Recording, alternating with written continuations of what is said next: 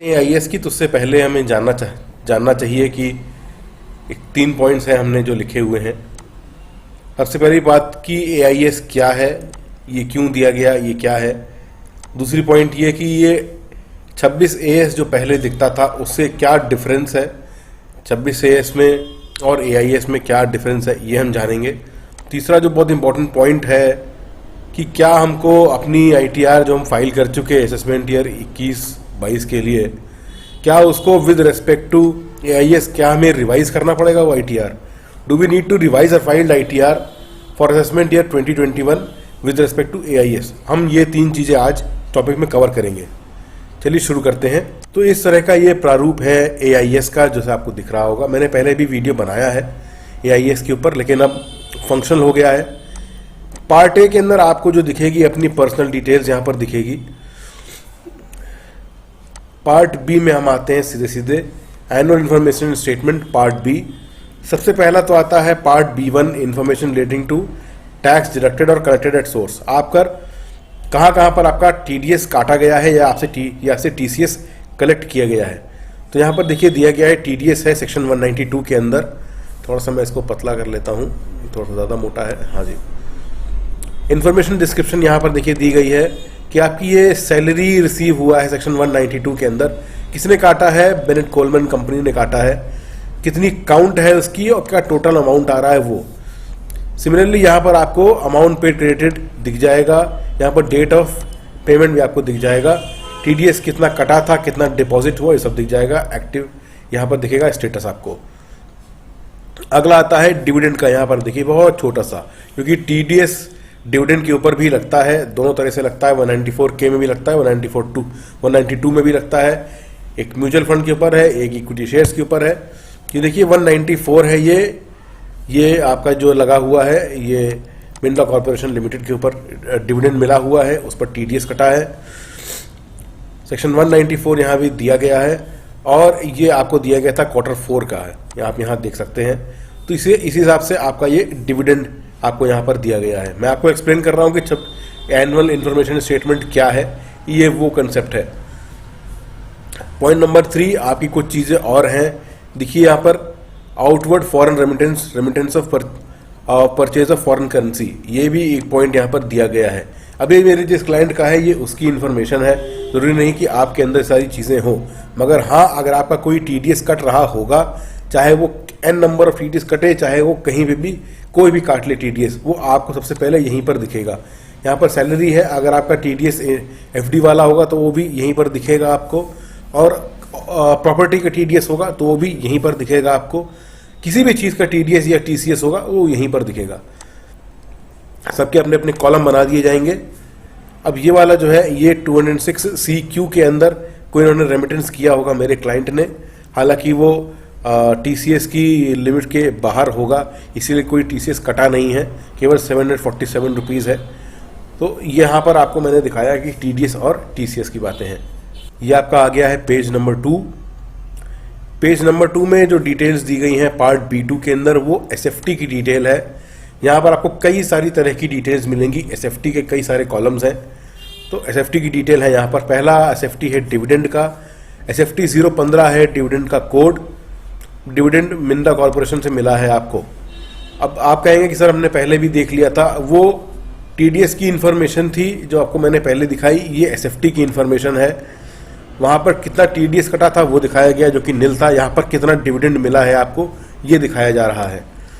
तो ये आपको देखिए 4/7 को रिपोर्ट हुआ है, ये मतलब इन्होंने रिटर्न अपनी फाइल करी होगी इस डेट पे, और आपको ये 2 रुपये का डिविडेंड मिला। सेविंग्स बैंक का इंटरेस्ट भी अब आपको इसके अंदर दिखेगा। बहुत अच्छी चीज़ निकाल दी है। SFT 016 ये कोड है, और आपको ये बता रहे हैं कि आप देख लीजिए आपकी ये अकाउंट नंबर तक यहाँ पर मेंशन है कि आपके ये 2 अकाउंट हैं, और आपको ये इंटरेस्ट अमाउंट दिया गया है दोनों अकाउंट्स का। इसका टोटल भी आपको यहाँ पर मिल जाएगा। चलिए अगला है इंटरेस्ट फ्रॉम टर्म डिपॉजिट। आपने FD करी है तो वो भी आपको मिल जाएगा। यहाँ दिखाया गया कि HDFC बैंक की FD थी, उस पर हमको इतना ब्याज मिला। अब आप कहेंगे सर ये तो TDS में आ नहीं रहा, क्योंकि ये लिमिट कम है 26 की जो लिमिट आती है, जो TDS की लिमिट है इंटरेस्ट की, उससे कम है, इसलिए वहाँ पर नहीं दिखाया गया पॉइंट नंबर 1 में TDS वाले में। मगर SFT की डिटेल यहाँ पर दिखाई जा रही है। 15,412 पर आपको मिला है। FD का नंबर भी यहाँ पर दे रखा है, टाइम डिपॉजिट दे रखा है और अमाउंट आपको यहाँ दे दिया गया। तो बहुत इंपॉर्टेंट पॉइंट अभी आने वाला है, वो है sale of securities and units of mutual fund. बहुत इंपॉर्टेंट चीज़ है। होता क्या है कि कई कबार हम लोग नहीं जान पाते हैं कि हमने कितना क्या बेचा, अगर आपने करेक्ट अकाउंटिंग नहीं फॉलो करी हुई है। तो यहाँ पर भी अब SFT के अंदर आ गया है, SFT 17 इसका कोड है। यहाँ पर आप देख लेंगे sale of listed equity shares, depository ने ये रिपोर्ट किया हुआ है। CDSL है यहाँ पर जो डिपॉजिटरी ने रिपोर्ट किया है। 3 आपने शेयर्स बेचे थे। जो आपने शेयर्स बेचे थे उनका अमाउंट ये था 9,860 rupees.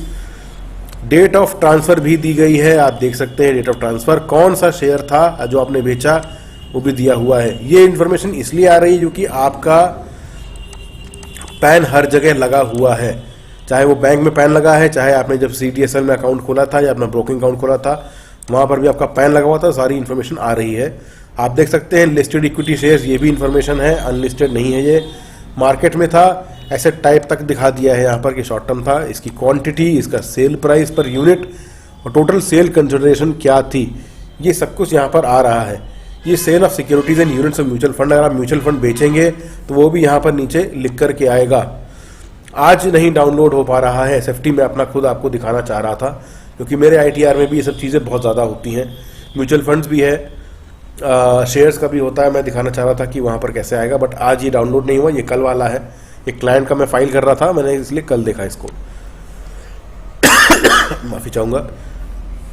Purchase of securities and units of mutual fund भी यहाँ पर आपको दिखेगा। ऊपर आपको सेल दिख रही थी, यहाँ परचेज भी दिखेगा। SFT 17 कोड है परचेज का। CDSL ने इसको भी रिपोर्ट किया हुआ है।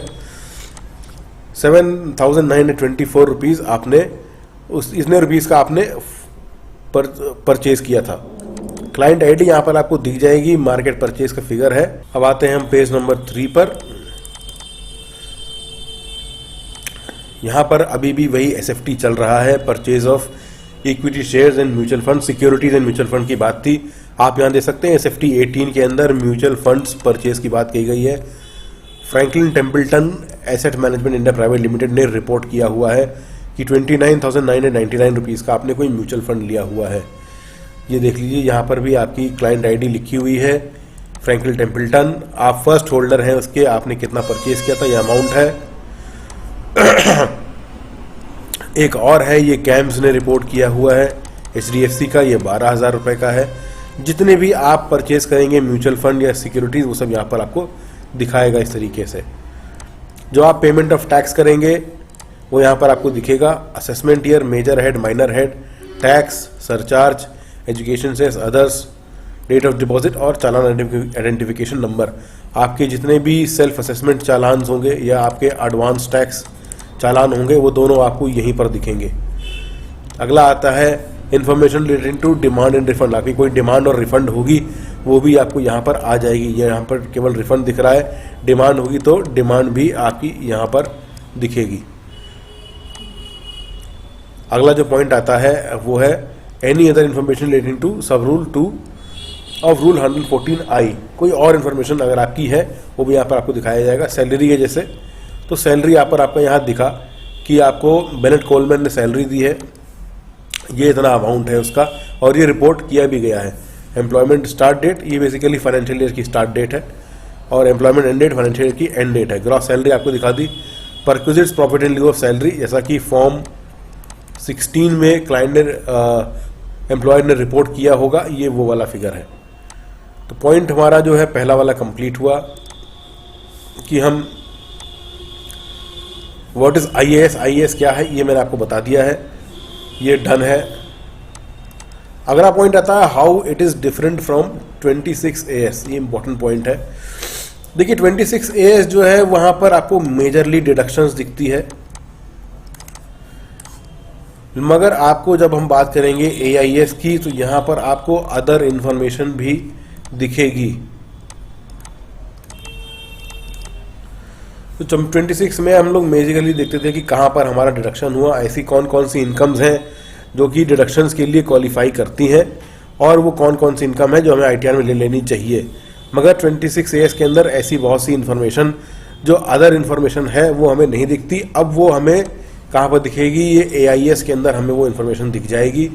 हमारे पैन से रिलेटेड बहुत इंपॉर्टेंट पॉइंट है कि हमारे पैन से रिलेटेड अब सारी इन्फॉर्मेशन हमको AIS के अंदर दिखेगी कि हमने अपने पैन के ऊपर क्या क्या काम किया हुआ है। कहने का मतलब जहाँ पर भी हमारा पैन लगा है वो यहाँ पर अब रिपोर्ट हो जाएगा, ऐसा मैं समझता हूँ, और बहुत ही अच्छी पहल है ये। पॉइंट नंबर 3 को हम गहन स्टडी करेंगे। Do we need to revise our ITR। अब आप मान लीजिए आपने अपना ITR फाइल कर दिया है, आपने फाइल किया है 30/9 को, और आपने ये 26AS को देख करके फाइलिंग कर दी थी। मगर अब हम यहाँ पर खड़े हुए हैं, हम अब आ गए हैं 4 नवंबर को 2021, और अब हम देख रहे हैं अपना AIS, और हमको अपने AIS के अंदर कई सारी चीज़ें और मिली। FD का इंटरेस्ट मिला हमको, मान लीजिए 15,000 रुपया, और हमको यहाँ पर दिख रहा है सेल परचेज ऑफ सिक्योरिटीज़। हमने कुछ ब्रोकिंग में हमने कुछ इन ट्रेडिंग करी थी शेयर मार्केट के अंदर, वो भी हमको यहाँ पर दिख रहा है। मान लीजिए ये अमाउंट हमको पता नहीं था, डिड नॉट नो, क्योंकि ये 26AS में रिपोर्ट नहीं हुआ, नॉट इन 26AS।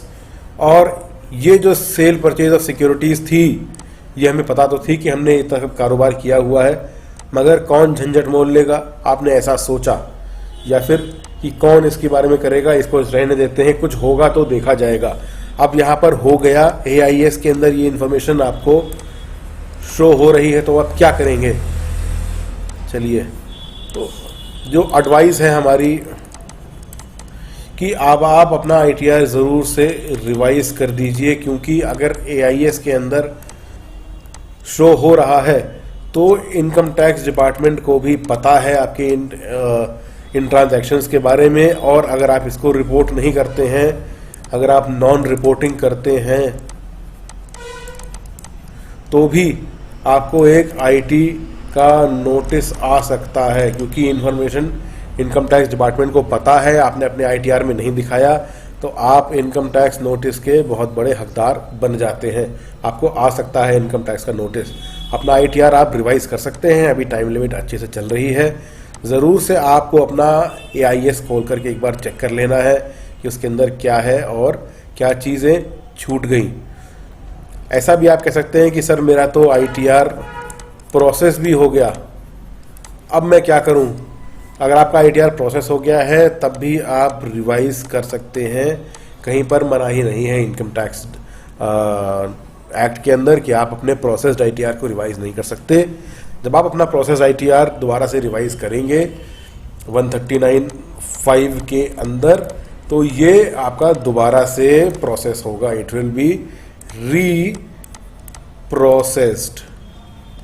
आपका ये ITR रीप्रोसेस हो जाएगा।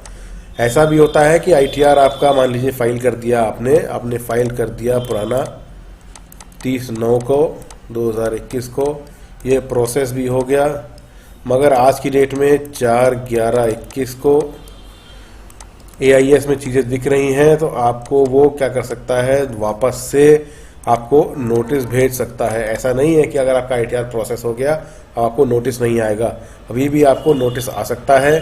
इसका मतलब आपके प्रोसेस ITR को भी आप रिवाइज कर लीजिए। तो ये मेरी छोटा सा डिस्कशन था AIS के ऊपर। 3 पॉइंट हमने इसमें बनाए हुए थे। मैं उम्मीद करता हूँ कि आपको ये 3 पॉइंट अच्छे से अब समझ में आ गए होंगे। कोई आपके कमेंट्स होंगे तो ज़रूर से मुझे बताइएगा। आपके क्वेश्चंस के लिए मैं हमेशा से मौजूद हूँ, आपके क्वेश्चंस का जवाब देने के लिए। वीडियो अच्छा लगता हो लाइक करिएगा, शेयर करिएगा। नए सब्सक्राइबर हों या आप नए व्यूअर हैं तो ज़रूर से हमारे चैनल को सब्सक्राइब करिए। हम ऐसी ही इन्फॉर्मेटिव चीज़ें आप तक पहुंचाते रहते हैं। वीडियो को अंत तक देखने के लिए धन्यवाद। आप सबको दिवाली फिर से बहुत बहुत